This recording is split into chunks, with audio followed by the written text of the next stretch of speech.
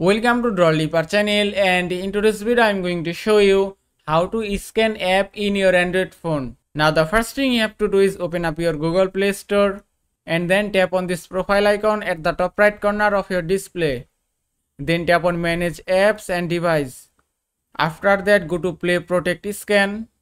Now from here you can scan your phone apps. Just tap on scan and you can see that will start scanning your apps. Now just give it a moment.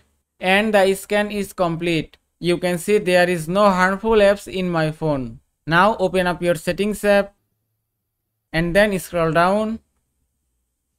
Then go to device care. Then tap on optimize now. And you can see that will optimizing your phone. It will also scan your phone app. And the optimization has been complete. Then tap on done and it's done. And that is how you can scan app in your Android phone. I hope this video was helpful. If it was, please give it a thumbs up and don't forget to subscribe.